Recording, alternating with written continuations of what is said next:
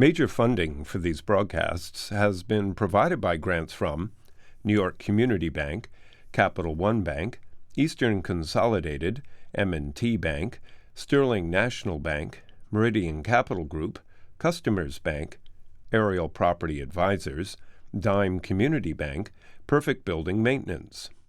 Additional funding has been provided by AKA Hotels Corman Communities, AmTrust Title Insurance Company, AVR Realty Company, Avison Young, Bank of America, Merrill Lynch, Bank Leumi USA, Briarwood Organization, CBRE, Chase Commercial Term Lending, Chase Mortgage Lending, JP Morgan Chase, Citizens Bank, Cohen Equities, Colliers International NYC, Collins Building Services, Connect One Bank, CPEX Real Estate Services, Douglaston Development, Levine Builders, Flushing Bank, Friedman LLP, Handler Real Estate Organization, Handro Properties, Hodges Ward Elliott, Inc., Investors Bank, James D. Kuhn Real Estate Center at Syracuse University, Kilroy Architectural Windows, Madison Realty Capital,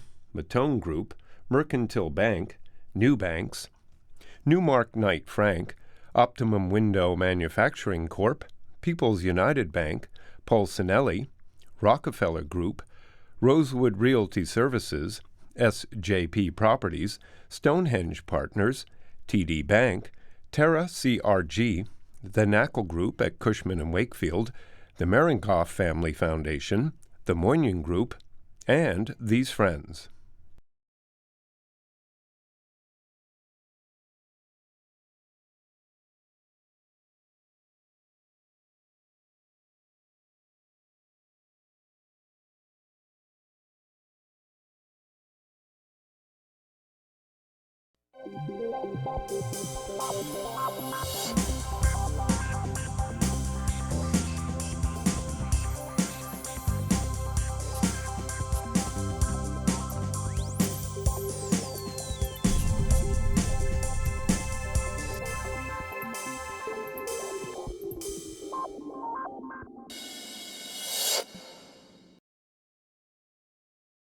They say that retail is dead.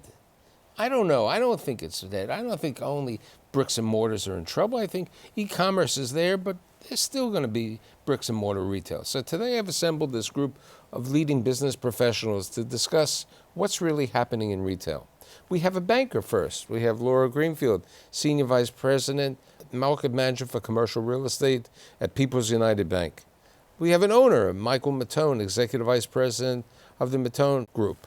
Robin Abrams, who is the Vice Chairman for Eastern Consolidated. And last but not least, a REIT person, Bruce Schanzer, who is the President and CEO of Cedar Realty Trust. So the two of you are owners. Mm-hmm. Is retail dead? Most definitely not. Most definitely not. I don't know what Mike is seeing, but it's amazing. And we're a public company. It happens to be that we're in our blackout period, so without pulling back the curtain too much, I can tell you that what's remarkable is that everything in our business is actually going better than it has in the past. Occupancies are up, rents are up, demand is strong. So although clearly the world of retail is changing and it's a dynamic market and it always has been, things are going fine. What do you see? I think that's true too. I think it's also a question of sub-markets and within sub-markets. You look at areas of Brooklyn. We're predominantly New York Metro, so you look at areas of Brooklyn and Queens, which have seen tremendous population creation, apartments being developed, and now the struggle is actually to be able to provide retail for those locations. So, I guess it's maybe a tale of two. Pardon the pun, a tale of two cities, but there are select markets where retail is still very much in demand. So you're in the city, a good portion of your business. Mm-hmm. Are landlords becoming, I know the two of you are very reasonable and you take care of it, are landlords becoming more realistic of what to do or more creative in how Definitely. I think that landlords that have available space in Manhattan know that in order to do appropriate deals, they have to be more flexible, and they're working out deals that are creative and a win-win for both sides. And we're seeing deals happen. The market, I think, is very active. It's just continuing to change to accommodate all of the challenges. Now, you just did a deal with a company called The Real, and that was down in Soho, correct? That was done in Soho. So The Real is an e-commerce retailer. This was their first brick-and-mortar store. And I think they, like a lot of other tenants that we're representing now, understand that there's a synergy between online sales and brick-and-mortar sales, and that the two support one another, and that to be successful long-term, you have to have a retail presence. I think with regard to that, a specific great example would be Warby Parker. Okay, Warby Parker is an e-commerce situation which subsequently has probably 25 stores, and their sales per square foot, I believe the store on Lexington Avenue is close to $3,000 a foot. I think for a lot of product, retailers understand also that people like to touch and feel.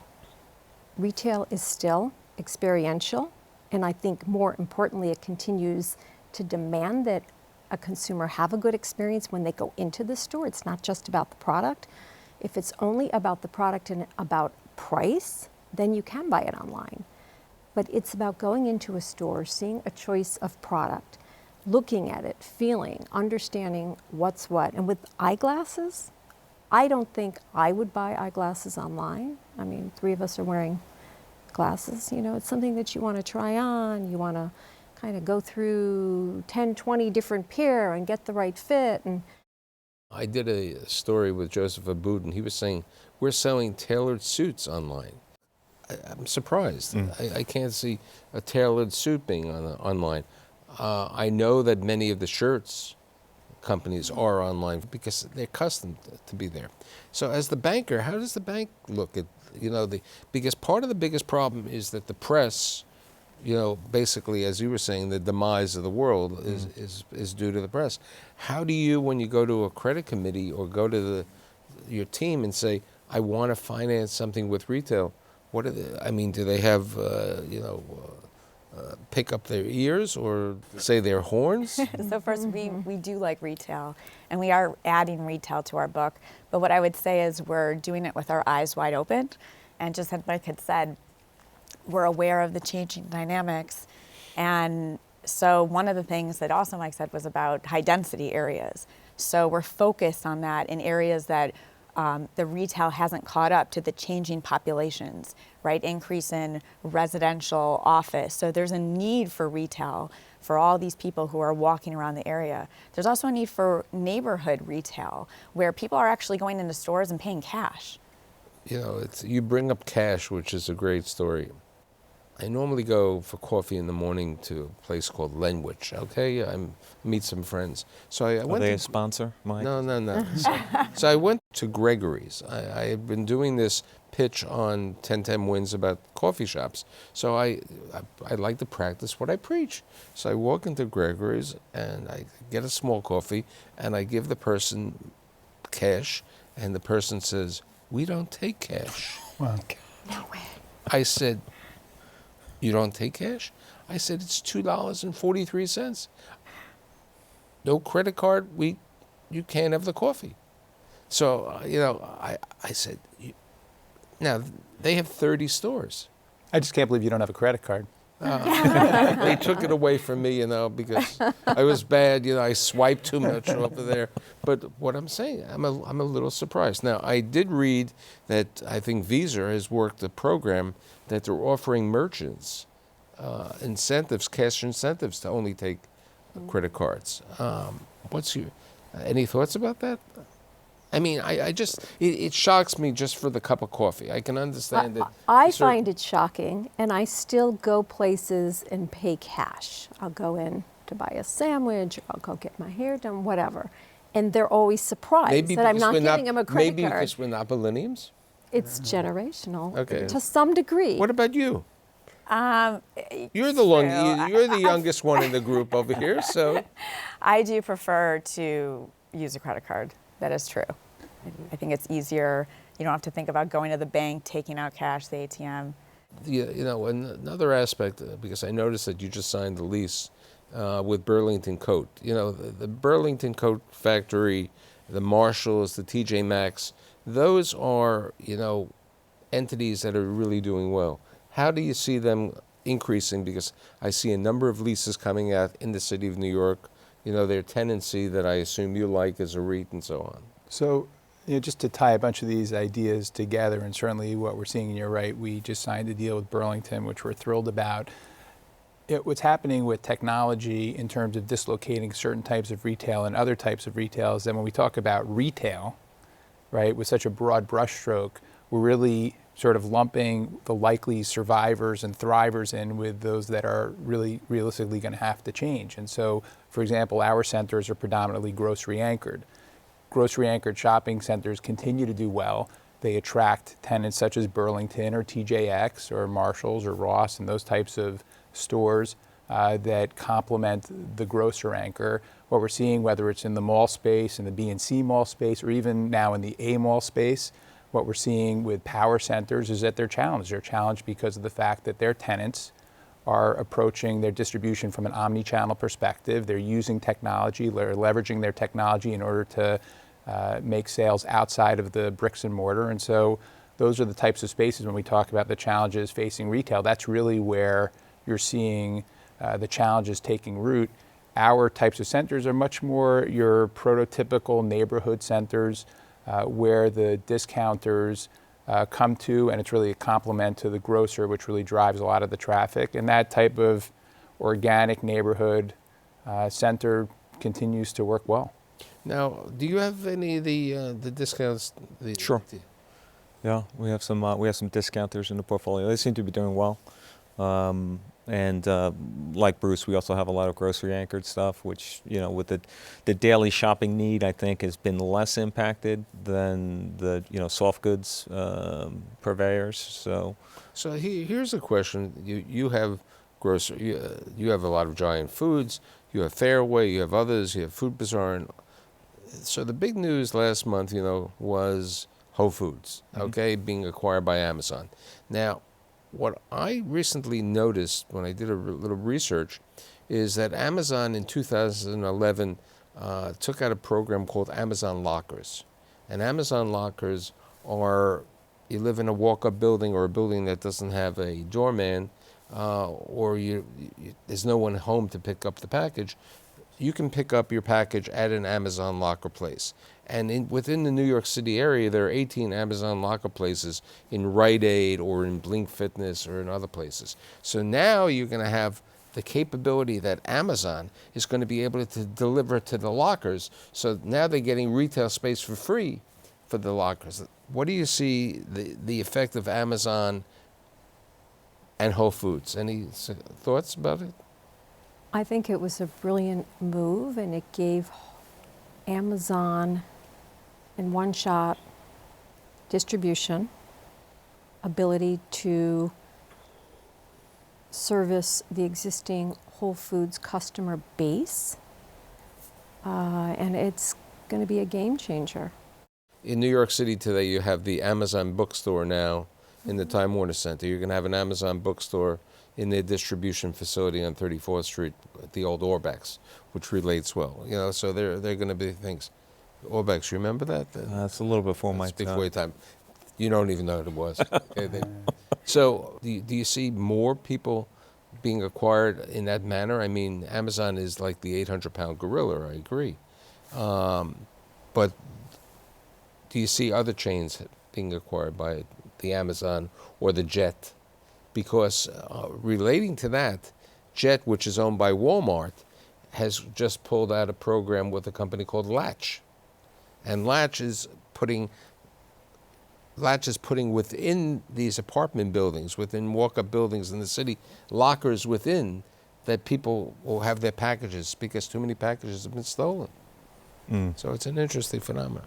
As a banker, what credit tenants do you like? Not even credit tenants. Which ones, when you're going to go to committee to get a loan approved, which ones do they like and which ones do they dislike? I would say grocers, but it's not just grocers.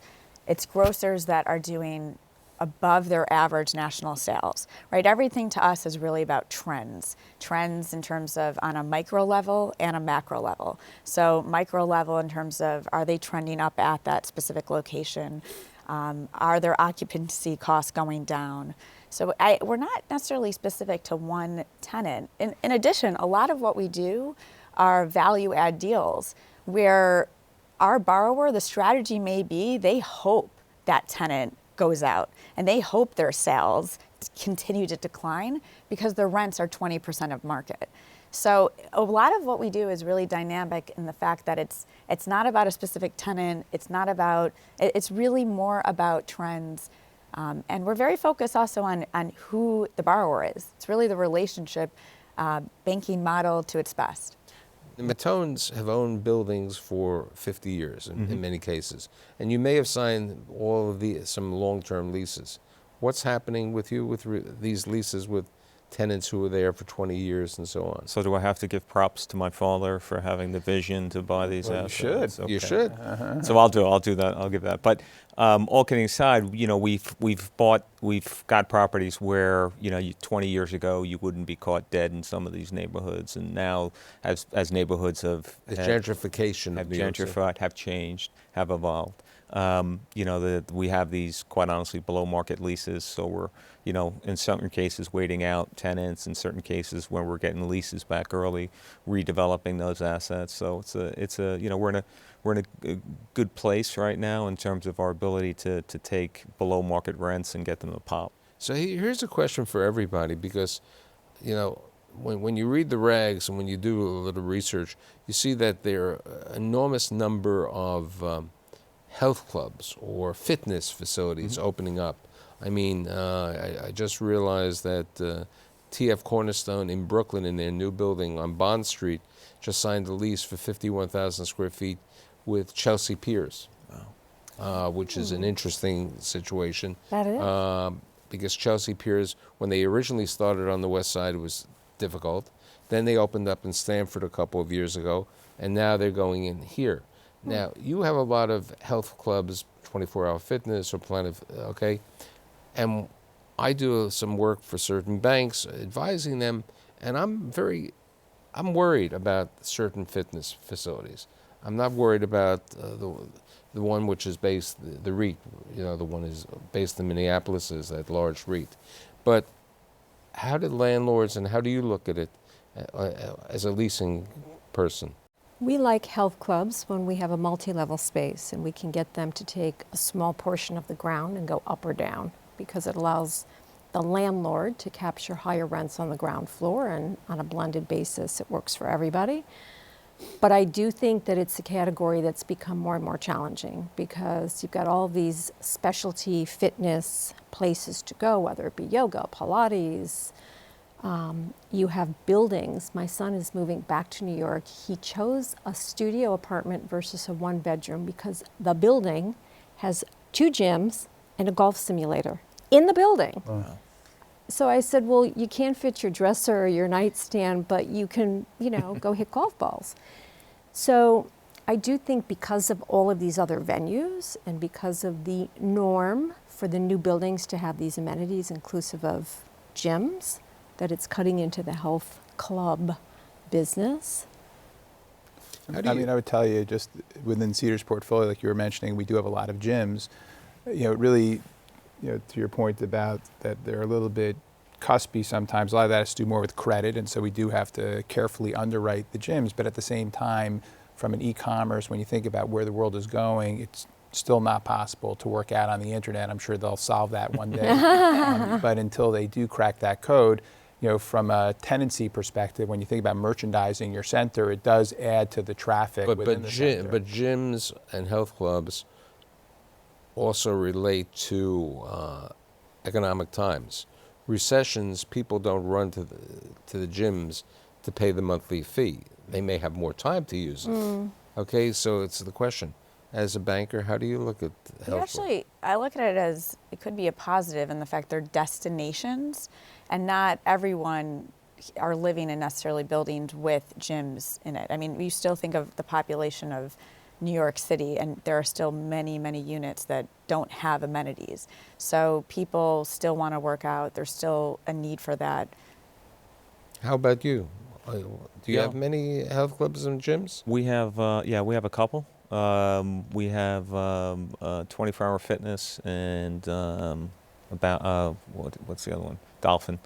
So, but there is, there kind of has been a saturation of late, and so I think it's, it's kind of a tricky situation. The credits are not always the best. The uses are pretty specialized, so you have to kind of really cut your deals appropriately.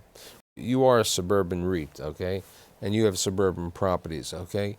At one time, especially in New Jersey and Long Island, you had a large number of these regional shopping centers or malls. And one example, I was with somebody recently in Princeton. There was a facility called the Quaker Bridge Mall that had Sears, JCPenney, and Macy's, okay? I met somebody who lives nearby. He said all three are probably closing. So you have a 700,000 square foot shopping center right on Route 1, great location. But what would you do to reposition that? Look, it happens to be that that's sort of what I was alluding to before. Those are the types of real estate assets that really are, getting left behind as we see retail evolve. We had a center very similar to that shortly after I started at Cedar that we sold, and it was an amazing story because originally the original buyer bought it for $40 million, sold it to the next buyer for $28 million, who sold it to us for $14 million, and we sold it for $4 million. And the only thing I know is that the next buyer won't lose $10 million, but it's an amazing thing. Look, the B mall space is really in a real secular decline that it's hard to see how they recover from that. And again, I don't own malls today, so I'm not an expert in how to operate them, but when you see the types of tenants that go into them and the challenges those tenants are facing, I think that whole segment of retail is pretty strained right now. What about fast casual? You have a number of fast casual. Yeah, I think that sector is holding up pretty well for us. Again, we're kind of in the barrier to entry market, so when we can get one of those deals done, they typically stick longer than just some generic. For my audience, who do you consider fast casual? I mean, so Chili's, Applebee's, Joe's Crab, Olive Garden. do you see more fast casual opening up in the city? It's tough for many of them to understand the volume they can do in New York, and so they're frightened by the rents. So here's a question. There's all this hype, and I've done a number of shows on Staten Island with regard to the Wheel, which is now temporarily suspended for the Wheel, and the Empire Outlets. Okay, New York City's first outlet center. Any thoughts about the outlet center? Because, Tanger's has done well, but they have two locations in New York, but the Tanger's in Riverhead has done well. The Tanger's, the other one, hasn't. Deer Park isn't doing that well. How do you see the possibility of an outlet center? I think it'll be successful. It'll give people a reason to go to Staten Island and spend the afternoon and shop. I don't know that it's something that most New Yorkers would do on a regular basis, but I think occasionally if you want to go to the outlets, it'll be much easier to go there than to go all the way to Riverhead or Woodbury.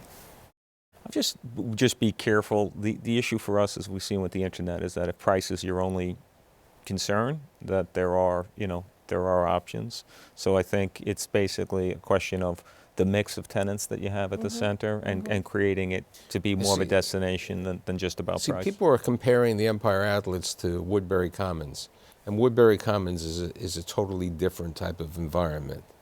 They've created an experience. They create that's the experience over there, and they really, the Wheel would have helped the experience, which will eventually take place. It may take a little longer on that, but the Wheel will take place. As we were saying, I talked about Gregory's, Joe and the Juice Bar, Bluestone Lane, all of these coffee shops.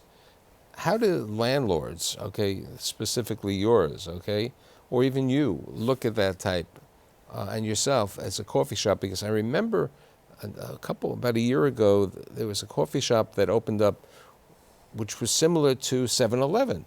That it was on right off Madison Avenue and 51st Street. which is now a Gregory's Coffee, someone else took it over, where you were able to make your own coffee, pay, walk online. It lasted about 3 months. 3 seconds. Well, I think to the extent that it's an amenity to enhance the experience of people coming to the center for other things, I think it helps. I don't know if we need a Starbucks on every corner, but I just told you about Joe and the Juice, Gregory's, Bluestone Lane, Stumptown Coffee. I mean, there are all these different coffees. And recently the report saying that coffee is good for you. I think that, after Starbucks and Dunkin', and maybe a couple of other, reasonably good credit coffee places, it's effectively a credit underwriting and a little bit of a bet on a business concept, right? Coffee isn't that novel, so a lot of it has to do with how they present it and how it gets marketed. But again, as a public company where we take, risk in terms of building out space and what have you, Starbucks and Dunkin' are generally speaking the ones on the margin we prefer to bet on just because they're more likely to survive. Everybody's talking about the Bronx. Do you think there are great opportunities for the Bronx in retail? I think it's a little early, but it's another conversation about a huge population that's underserved and waiting for retail. You own anything in the Bronx? we do not. We do not. But you were visionaries in Brooklyn and Queens. I mean, Right. because you have a number of spots over there. Yeah, we about in the mid-'90s, we went into Jamaica, which had very little national retailers at the time. And so we brought Old Navy, Gap, Bally's, National Amusements. And, You bring up an interesting point. The national amusements and the theaters have changed their perspective. All the luxury seating, reserved seating over there. Do you see more opening up in our region, or have we reached the saturation point? I don't know enough about that business, but I do think that the movie business has changed because more and more people are staying home and seeing things on Netflix, online. You have access to streaming. New York has always been underscreened, Manhattan in particular, because it's been very hard for theaters to find appropriate space with all of the code requirements and queuing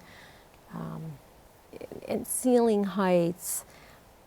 In part, these smaller theaters makes it easier because they're taking smaller Right. boxes with different physical requirements, lower ceiling heights. I mean, I was in Brooklyn at City Point, where you have Target, Century 21, Trader Joe's, and Alamo Draft.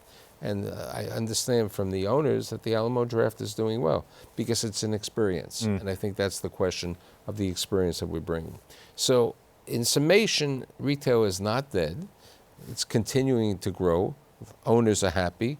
They're repositioning properties. Bankers with the right borrowers and the right tenants are happy.